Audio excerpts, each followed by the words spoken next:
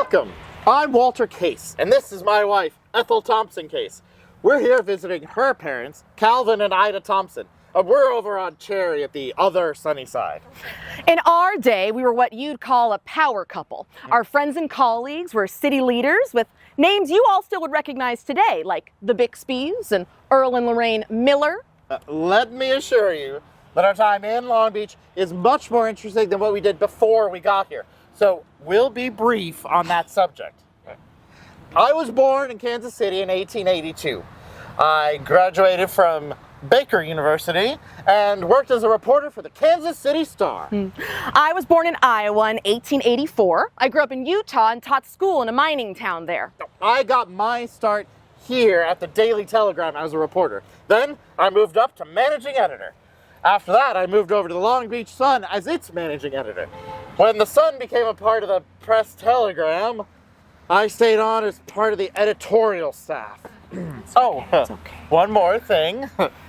Ethel and I got married here in Long Beach in 1908. Walter was busy being a newspaper man. I was busy having children. First Nelson, then Roger and Walter Jr. And you know a mother's not supposed to play favorites, but I will tell you one thing about Nelson. He grew up to be a well-known TV announcer. He even had his own show, Trash or Treasure. People would bring him items to be appraised. Sort of like an early Antiques Roadshow, but better. Always the newspaper man has to get the scoop. Walter was chasing down stories, and I wanted to do something that mattered too. So I joined the Ebell Club. It was a women's group that worked on important matters. Adelaide Tishner founded the Long Beach chapter. You've probably heard of her clinic. When she died, she donated her estate to establish the Tishner Clinic for Children. Adelaide was our group's president. She had an agenda and an iron will. That club got libraries and schools built. And we pressured the city to keep all of our parks clean. They were a force to be reckoned with. In 1911, the Ebell Club convinced the men of Long Beach to vote for women's suffrage in California elections. It would be several more years before women got the vote in all elections. Members were expected to find projects to work on. In 1929, my choice was a recently formed theater troupe. It was the perfect fit. They were a bit disorganized. That wasn't going to last with you around. It wasn't long before you were on their board. Yes, the troupe formed in February. By September, when I came along, they had changed their name 3 or 4 times, put on 2 shows, brought in $133, but only had $49 left after rents and royalties. A troupe in Long Beach, New York, took legal action to prevent you from using the name Long Beach Theater Guild. Yes, after many hours of debate, one word was changed. We were then the Long Beach Players Guild. And a few years after that, changed our name again to Long Beach Community Players, which is still the official name today, although we're more known as the Long Beach Playhouse. Oh, but a name change wasn't the only thing our troupe needed. A place to put on shows was becoming harder and harder to find. For a while, you used the Pacific Coast Club.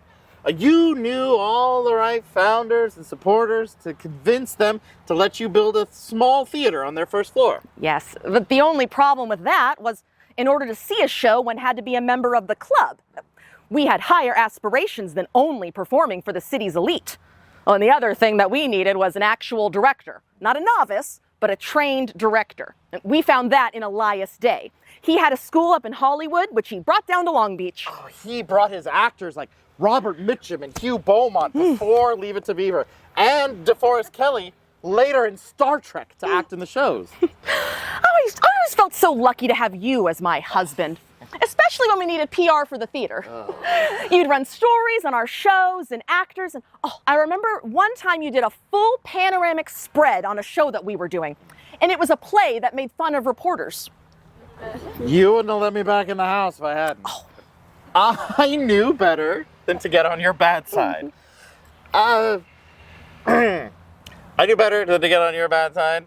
You know, one day I knew you'd make history, and I made it my job to record it. In 1936, we got lucky. Union Pacific closed its depot and let a minister rent it, but when he couldn't get a congregation big enough to make the rent, we took it over, and that lasted for a few years. Yeah.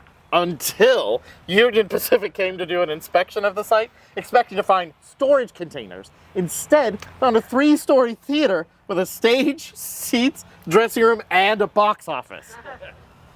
They called the fire marshal, and we had to vacate immediately. One of the biggest news days in Long Beach was December 7th, 1941, the day Pearl Harbor was bombed. Most of the sailors and personnel in Hawaii had shipped out from Long Beach and had families here. The entire city was in mourning. We were putting on our shows in a church over on Lime Street and talked about closing the theater. But we realized people needed entertainment more than ever. Oh, and it was such an intimate space. The audience surrounded the stage on 3 sides, and well, the front row was so close that one time, when an actor couldn't get his lighter to work, an audience member leaned in and lit his cigarette for him. Douglas Aircraft was staffing up, and people were moving to the city for work. The theater was busier than ever, and you, being you, decided to buy war bonds with all the money coming in from ticket sales. Well, I hoped we could cash them in and build an actual theater. Which you did, with the help of a loan from F&M Bank. They built it over on Anaheim, across from Recreation Park. It's still there today, the Long Beach Playhouse. You got so used to having a stage with audience on 3 sides that you did the same thing in the new theater. In 1951, it opened. 200 people. Robert Mitchum and Hugh Beaumont were in attendance. And women were draped in their furs and jewels. It looked like something out of Life magazine. We've talked so much about me in the Playhouse. Not nearly enough about you. I'm an old newspaper reporter. We don't talk about ourselves. Our job is to talk about other people. Well, you did that in your column. Did you know that? Yes, of course. I'm your wife. That was the name of the column. I used to have a lot of old-timers come up to me and tell me stories that always ended with, "Did you know that?" So I took what they told me and turned it into a column. Jane Harnett was working on a history book for the city. Unfortunately, she died young in 1918. She's buried right over there. I took over and finished the book. That was 1927. Then in 1935, I wrote another book that was published by the Press-Telegram. People called them mug books because in order to be financed, they sold people space for their biographies and photos. But nothing pays for itself, does it? I wrote 2 more. One in 1942 during the war, and one in 1948 after the war, when people came back, got married, and started having families. I never minded that they called them mug books. They're still used as reference materials in schools today. And do you know where you can find all the copies of my books, plus nearly all the bound volumes of the city's newspapers? More than 100 years worth? At the Historical Society. You can just walk in and see them on the shelves. Ask for my books. Well, we're almost out of time, so we'll quickly get to how our story ends. Unfortunately, you passed on in 1960, but there were 2 lovely tributes about you in the newspapers. One of the headlines read, "Long Beach is better because of Walter Case." And both spoke of your kind nature and commitment to your profession. Oh, and you served on the Long Beach board from 1930 until 1956, and then as their business manager until 1963. That was around the time they built the studio theater upstairs, and you were against it, so they fired you.